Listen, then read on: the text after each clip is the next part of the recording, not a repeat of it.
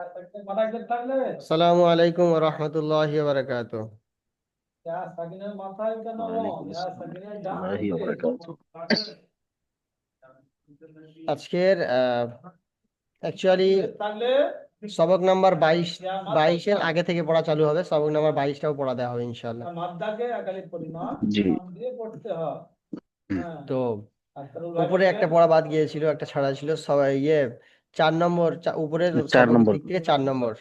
4 নম্বর হরুফে জি মাদ্দা। হরুফে মাদ্দা অর্থাৎ আলিফ মাদ্দা, ইয়া মাদ্দা, ওয়া মাদ্দা। হরুফে মাদ্দা অর্থাৎ, হরুফে মাদ্দা কাকে বলে? আলিফ মাদ্দা, ইয়া মাদ্দা, ওয়া মাদ্দা, তাই না? হরুফে মাদ্দা অর্থাৎ আলিফ মাদ্দা, ইয়া মাদ্দা, ওয়া মাদ্দা। এর পরে, হরুফে মাদ্দার পরে ওয়াকফ করার কারণে অর্থাৎ থামার কারণে জি সুকুন অর্থাৎ জজম আসলে তাকে মাদ্দে আরজি ওয়াকফি বলা হয়। সুকুন অর্থাৎ জজম আসলে তাকে মাদ্দে আরজি ওয়াকফি বলা হয়। বুঝে আসছে ভাই? জি জি। হরুফে মাদ্দার পরে ওয়াকফ করার কারণে সুকুন অর্থাৎ জজম আসলে তাকে মধ্যে আরজি অক্ষি বলা হয়। আমার কথাটা যদি আপনারা বোঝার চেষ্টা না করেন, যদি কায়দাটা যদি না বোঝার চেষ্টা করেন, কিন্তু এই কায়দাটা বুঝতে পারবেন না। কথাটা একটু জি গুলন মুলন হয়ে যাবে। দেখেন, আবারও বলছি, লক্ষ্য করেন। জি হুরুফে মাদ্দার জি পরে, হুরুফে মাদ্দা কয়টি? 3টি। 3টি। আলিফ মাদ্দা, ইয়া মাদ্দা, ওয়াও মাদ্দা, তাই না? মাদ্দা ওয়া মাদ্দা ওয়া মাদ্দা। জি তাহলে কি বলছে শোনেন। হুরুফে মাদ্দার পরে ওয়াকফ করার কারণে, ওয়াকফ করা মানে হচ্ছে থামা। ওয়াকফ করা মানে থামা, তামা। পড়ার মাঝখানে দাঁড়ানো। তো হুরুফে মাদ্দার জি পরে ওই ওয়াকফ করা অর্থাৎ থামার কারণে জি জজম অর্থাৎ সুকুন হলে, সুকুন আসলে তাকে মধ্যে আরজি ওয়াকফি বলা হয়। তাকে কি বলা হয়? মধ্যে আরজি ওয়াকফি বলা হয়। যার পরিমাণ জি 2 অথবা 3 আলিফ। যার পরিমাণ কত? 2 আলিফ, 2 অথবা 3 আলিফ। 3 আলিফ। জি। যার পরিমাণ 2 অথবা 3 আলিফ। তাহলে হুরুফে মাদ্দার পরে ওয়াকফ করার কারণে জজম অথবা সুকুন আসলে তাকে মধ্যে আরজি ওয়াকফি বলা হয়। কি বলা হয়? মধ্যে আরজি ওয়াকফি। আরজ মধ্যে আরজি অফি। ওয়াকফি। মাদ্দা মধ্যে আরজি। আরজি ওয়াকফি। তাহলে উদাহরণটা কি দেখেন, এখানে উদাহরণ।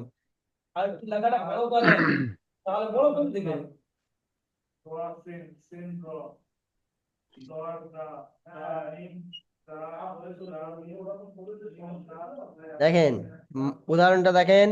ইয়ালামুনা। জি ইয়ালামুনা। ইয়ালামুনা। ইয়ালামুনা। এই হুরুফে মাদ্দা আছে, তাই না? ওয়াও মাদ্দা আছে না ওখানে লাস্টে? মিম ওয়াও পেশ মু। জি এই হুরুফে জি মাদ্দার পরে থামা হচ্ছে, তাই তো? জি ইয়ালামুনা পর্যন্ত যখন আপনি পড়ছেন, তো হুরুফে মাদ্দার পরে আপনি থামছেন তো নাকি? জি তো ওখানে উপরে কায়দা বলেছে হুরুফে মাদ্দার পরে থামলে অর্থাৎ ওয়াকফ করলে সাকিন হয়ে যায়। আর যদি সাকিন হয়ে যায় জি। সেটাকে বলা হয় মদ্দে আরজি ওয়াকফি। সেটাকে কি বলা হয়?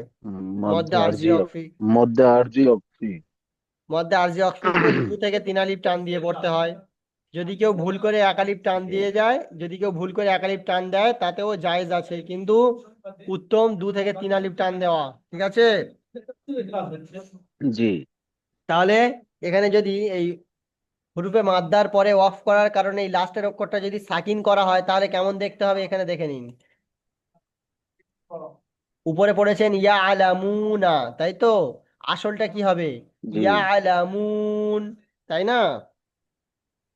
জি যেহেতু হুরুফে মাদ্দার পরে অফ করছেন, সেই জন্য হুরুফে মাদ্দার পরে অফ করার কারণে পরের অক্ষরটা সাকিন হয়ে যাচ্ছে। পরের অক্ষরটা কি সাকিন হয়ে যাচ্ছে। আর এই সাকিন সাকিন হয়ে হয়। যাওয়ার কারণে 2 থেকে 3 আলিফ টেনে পড়তে হয়। 2 থেকে 3 আলিফ টেনে পড়তে হয়। তাহলে এটা কেমন পড়বেন? ইয়া আলামুন। বুঝে এসছে? জি আচ্ছা, বানান করে দিতে হবে আপনাদের। আপনাদের বানান করে দিতে হবে। জি জি না হুজুর। আলহামদুলিল্লাহ। রিডিং পড়লে হয়ে যাবে। রিডিং পড়া শেখেন, আমি ওইটাই বলতে চাইছি, আপনারা রিডিং পড়া শেখেন মনে মনে, না হলে রিডিং পড়া এখানে যদি আপনারা কমজোরি হয়ে যান তাহলে কোরআন শরীফে গিয়ে পারবেন না। আপনাদের আগে একটা ব্যাচ আছে, সেই ব্যাচটা এরকম কয়েকজন ছিল রিডিং পড়ায় বড্ড কাঁচা, কোরআন শরীফে গিয়ে তাদের এখন খুব অসুবিধা জি হচ্ছে। তো যাই হোক, তাহলে ইয়ালামুন, ঠিক আছে, লাস্টের অক্ষরটা সাকিন করতে জি হচ্ছে। হরুফে মাদ্দার পরে জি ওয়াকফ করার কারণে লাস্টের অক্ষরটা সাকিন করতে হচ্ছে। যেহেতু ওয়াকফ, যদি ওয়াকফ আপনি করেন, তাই না, উপরে কায়দা কি চলে গিয়েছিল, উপরে একটা কায়দা পড়েছেন মনে আছে, জাবার জের পেশ দুজাবার, এই সরি দুজে দু পেশ, দু- খাড়া জের জি উল্টা পেশ, এই সমস্ত বিশিষ্ট অক্ষরের উপরে অফ করলে সাকিন করতে হয়, পড়েছেন তো? জি জি। তাহলে এই নুনের উপরে কি আছে, এই যে নুন আছে, এই যে নুনের উপরে কি আছে, জাবার আছে, তাই না? সাকিন আছে। জাবার জাবার আছে। আছে। তো এই জাবারওয়ালা অক্ষরের উপর যখন আপনি অফ করবেন, স্বাভাবিক এটা তো সাকিন হবেই, তাই না ভাই? জি জি জি তো এই হুরুফে মাদ্দার পরে যখন আপনি অফ করছেন, সেই জন্য সাকিন হয়ে যাচ্ছে, আর এই সাকিন হয়ে যাচ্ছে বলে সেই জন্য ওই টান দিয়ে পড়তে হচ্ছে, 2 থেকে 3 আলিফ পরিমাণ টান দিয়ে পড়তে হচ্ছে, বুঝতে পারছেন ব্যাপারটা? জি জি। তাহলে কেমন পড়বেন, ইয়ালামুন। জি। তারপরে দেখেন, নাস্তাঈন। নাস্তাইন, নাস্তাইন, নাস্তাইন, বুঝে এসছে? জি তারপরে দেখেন, হিসাব, হিসাব,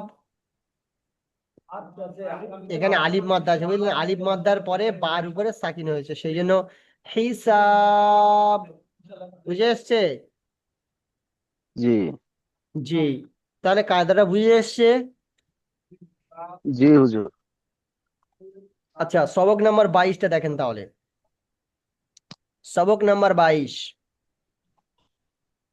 কিসের কায়দা এটা?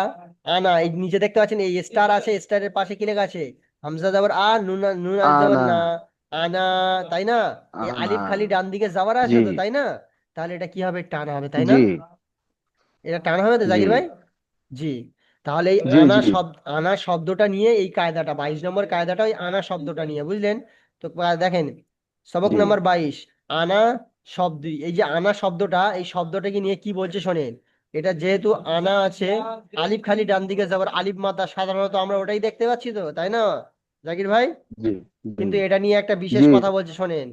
এই আনা শব্দটি কুরআন মাজিদে যেখানেই আসবে, তার আলিফকে টেনে পড়া যাবে না। এই যে আনার আলিফ না, আলিফ খালি ডান দিকে যাবার, আলিফ মাদ্দা হয় স্বাভাবিক আমরা জানি, কিন্তু বিশেষ করে জি অন্য ক্ষেত্রে আলিফ মাদ্দা আপনি পড়ে টান দেবেন, ঠিক আছে, অন্য জায়গায় যখন আলিফ মাদ্দা হবে আপনি টান দেবেন। কিন্তু এই যে আনা, এই জি। আনা শব্দে যেই টানটা আছে না, আলিফকে টেনে হ্যাঁ। পড়তে হয়, এই বিশেষ করে এই আনা শব্দটা টানা যাবে না, বুঝলেন ভাই? জি এই জি আনা জি শব্দটা যেখানেই আসবে টান দেওয়া চলবে না, বিশেষ করে এই আনা জি শব্দটা টান দেওয়া কোথাও যাবে জি না। কোরআন মাজিদে অনেক জায়গায় আসবে, সেই জন্য জেনে নেন, এই আনা শব্দটা কোরআন মাজিদে যত জায়গায় আসবে টানা যাবে না, টেনে পড়া যাবে না, ঠিক আছে ভাই? জি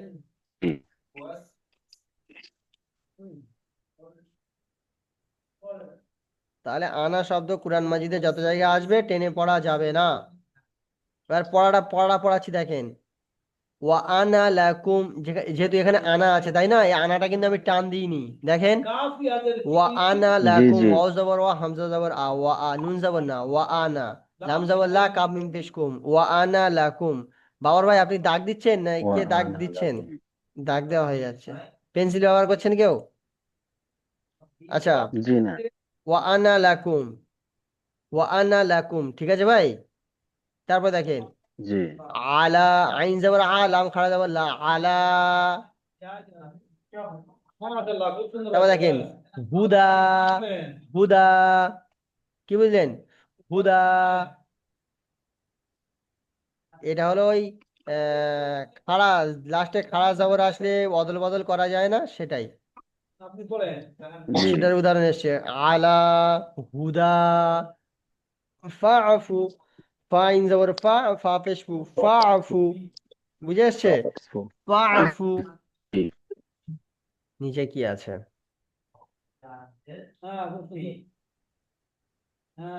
আচ্ছা, ওটা ওটা কালকের হবে, ঠিক আছে। কুরআন মাজিদে থামা না থামার চিহ্ন জি সমূহ, ওটা কালকের হবে ইনশাআল্লাহ।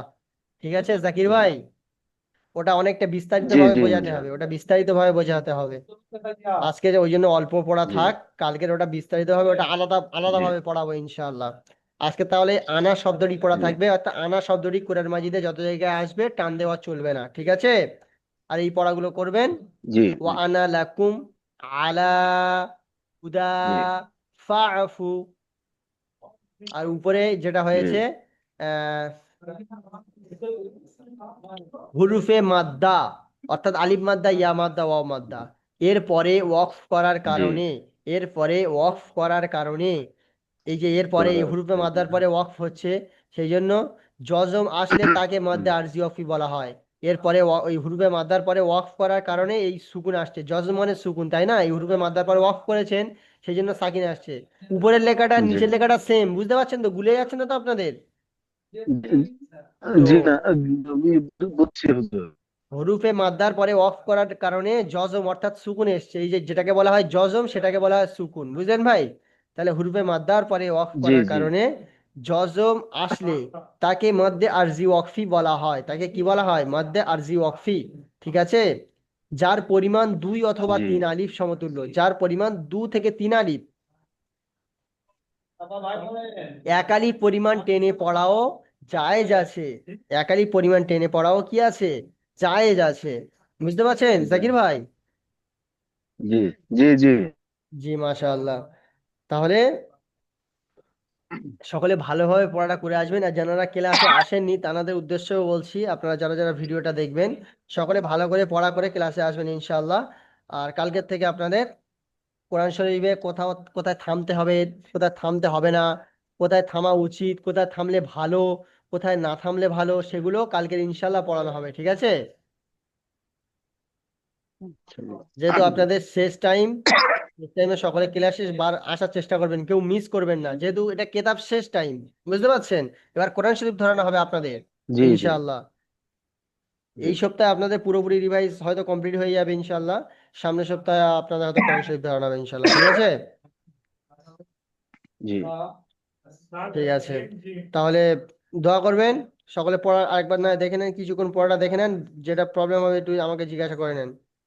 এই পড়াটা কিছুক্ষণ দেখে নেন, 2-5 মিনিট দেখে নেন, তারপর ছেড়ে দেবো ইনশাল্লাহ, ঠিক আছে। কিছুক্ষণ পড়াটা দেখে নেন।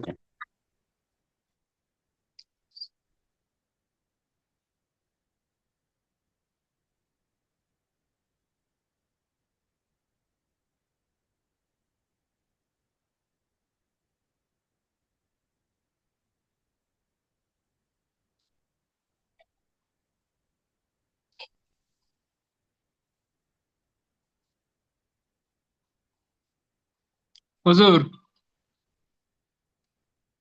হ্যালো।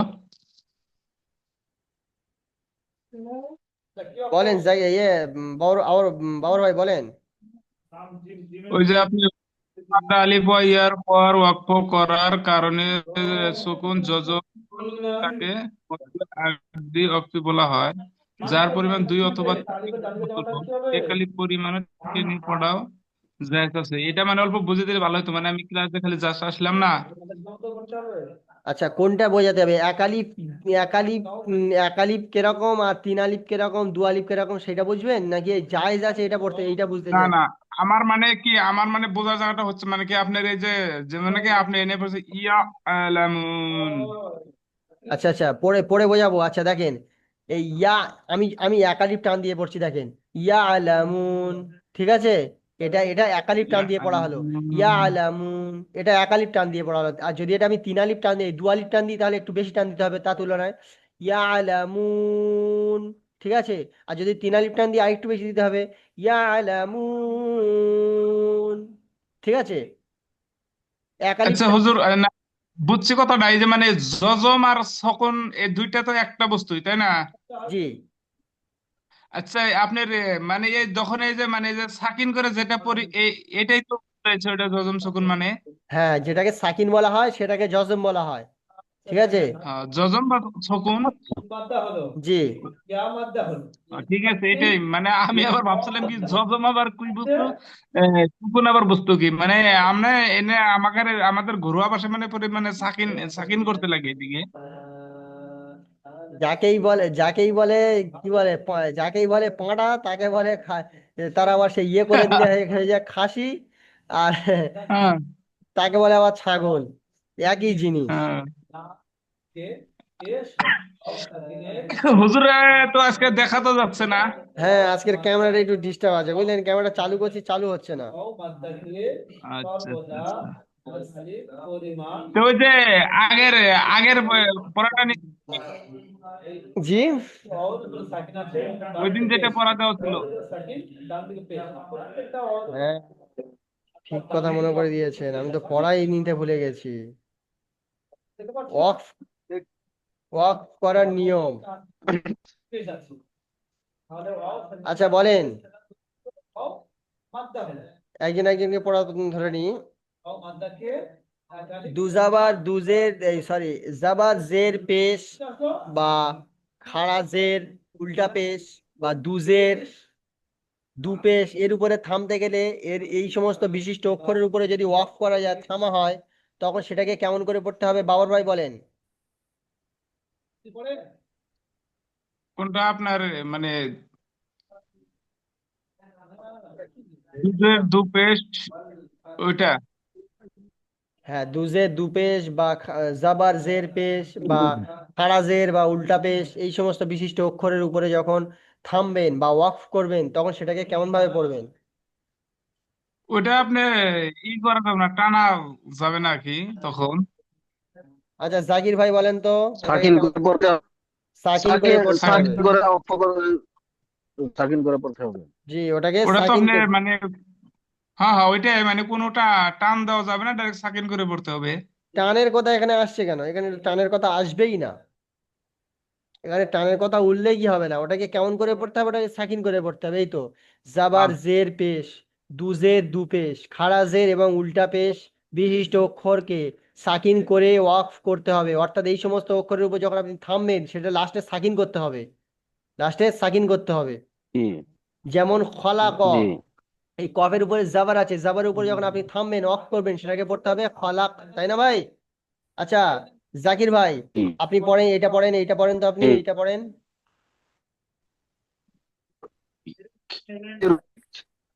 বোঝা গেল না ভাই, জাকির ভাই আবার পড়েন। মির মির রব্বিক। মাশাআল্লাহ, মির রব্বিক। আচ্ছা বাবর ভাই, তারপর এটা পড়েন। বিল কলাম। বিল কলাম। মাশাআল্লাহ। তাহলে লাস্টে কটা সাকিন করে পড়তে হবে। আচ্ছা যদি গোল তায়ের উপরে অফ করা হয়, তাহলে সেটাকে কেমন করতে হবে? জাকির ভাই বলেন, গোল তায়ের উপরে যদি অফ করা হয়, তাহলে গোল তাটাকে কি করে পড়তে হবে, কেমন ভাবে পড়তে হবে? হাতে হাতে পরিবর্তন করতে হবে হুজুর। শুধু হা নয়, হাত সাকিন করে পড়তে হবে। হা সাকিন করে পড়তে জি হবে। হা সাকিন। জি আচ্ছা বাবর ভাই বলেন, দু জাবারের উপরে যদি আমি অফ করি, দু জাবার যে অক্ষরের উপরে দুটো জাবার আছে, সেরকম অক্ষরের উপরে যদি আমি অফ করি অর্থাৎ থামি, সেই অক্ষরটাকে কেমন ভাবে পড়তে হবে? হুসনা। কায়দাটা বলেন, কায়দাটা বলেন, কায়দাটা। আমি কায়দাটা শুনতে চাইছি। আলিফ মাদ্দা। আলিফ মাদ্দা। আলিফ মাদ্দা করে পড়তে হবে। বাবর ভাই আপনি বলছেন না, আলিফ মাদ্দা করে পড়তে হবে। দুজাবারে দেখেন, দুজ অফ করা অবস্থায় দুজাবারকে আলিফ মাদ্দা করে পড়তে হবে। দুজাবারের উপর যখন আপনি অফ করবেন, থামবেন, তখন সেটাকে আলিফ মাদ্দা করে পড়তে হবে। বুঝে এসছে? হ্যাঁ। জি যেমন পড়েন, বাবর ভাই পড়েন। মালা। মাশাআল্লাহ। এই উপরে ছিল কি দুজাবর, সেটা অফ করার কারণে আলিফ মাদ্দা করে পড়তে হচ্ছে। তারপর এটা পড়েন বাবর ভাই। উজর। উযরা। মাশাআল্লাহ। আচ্ছা জাকির ভাই বলেন। হুসনা। হুসনা।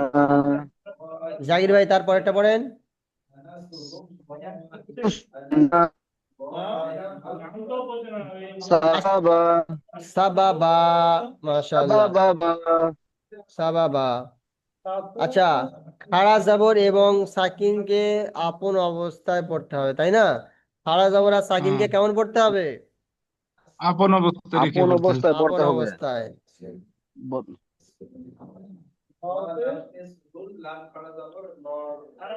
বাবর ভাই প্রথমটা পড়েন। ইয়ারদ, কি কি বললেন এটা? ইয়ারজ, ইয়ার দ। জাকির ভাই পড়েন। ফাসাওয়া বাবর ভাই তারপর একটা পড়েন। ফাআনজির, ফাআজির। ফাআনজির জি মাশাআল্লাহ। ফাআনজির ফাআনজির, জি মাশাআল্লাহ, পড়া খুব সুন্দর হয়েছে। তাহলে এরপরে যে পড়াটা দিলাম এই পড়াটা ভালো করে করে আসবেন, ঠিক আছে দুজনে? আর ক্লাস মিস করবেন না ইনশাল্লাহ, ঠিক আছে? জি ইনশাআল্লাহ। জি ঠিক জি। আছে। আর কেউ কিছু বলবেন? কারোর কোনো অসুবিধা হলে আমাকে জানাবেন, ঠিক আছে? জি কারোর কোনো অসুবিধা হচ্ছে ভাই? নাই নাই, অসুবিধা জি নেই। না হুজুর। ঠিক আছে ভাই, তাহলে ক্লাস মিস করবেন না, ঠিক আছে? রাখি ঠিক আছে। তাহলে, কিছু জি বলবেন? জি কেউ কিছু বলবেন? না, জি না। ঠিক আছে ভাই। আসসালামু আলাইকুম রহমতুল্লাহ। আমার নাম চেঞ্জ করে আপনার নাম নাম চেঞ্জ হয়েছে, আপনার নাম এমডি জাকির হোসাইন হয়েছে।